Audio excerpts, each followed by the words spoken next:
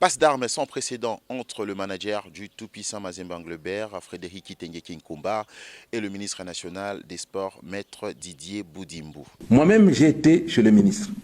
J'ai discuté avec lui. Il m'a dit, comme l'équipe est en demi-finale, si jamais il s'est qualifié pour la finale, moi je pars. J'étais quand même assez étonné parce que le monsieur, je l'ai reçu. Moi, pour moi, c'est quelqu'un de... En tout cas, je pensais c'est quelqu'un d'assez carré. Mais j'étais choqué de voir qu'il puisse sortir des inepties telles qu'il a eu à sortir. Il y a quelques jours, le manager du TP Mazembe, lors d'une conférence de presse, fustigeait l'injustice dont son équipe est victime et avait affirmé haut et fort que le gouvernement central devait au tout-puissant Mazembe Anglebert plus de 13 millions de dollars.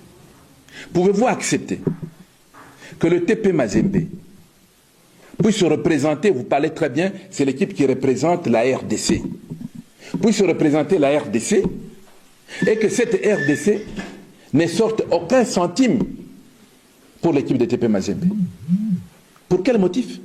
Au mois de décembre de cette année, le tout-puissant Mazembe devait aller, je pense, pour la Champions League.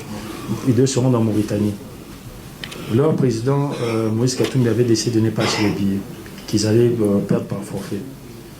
Monsieur Kitenga a contacté un de mes conseillers. Nous avons pris les billets en charge, plus de 145 000 dollars.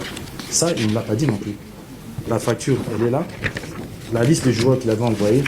Et là, on pourra mettre ça à votre disposition. Ça, il ne l'a pas dit non plus. Dans cette conférence de presse, Frédéric Kitenge Kinkumba s'est étonné du fait que l'équipe nationale bénéficie d'un traitement des faveurs avec des primes qui touchent plus de 80 personnes.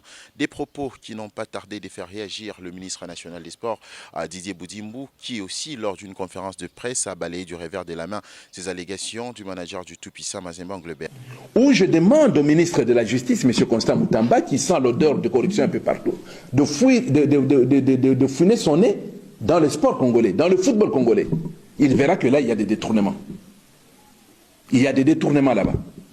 Aujourd'hui, l'équipe du Congo va se préparer pour jouer contre, je crois, le Soudan du Sud. Regardez la liste des gens qui auront des primes. Il y aura d'abord tous les membres du cabinet du ministre.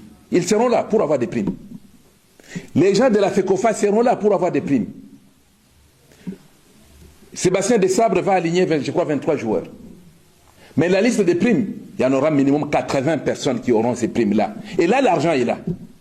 Qui politise le sport? C'est bien eux qui n'arrêtent pas de se victimiser. Allez jusqu'à dire que non, vous allez voir, quand il y a match de Léopard, ils alignent 80 personnes pour avoir des primes.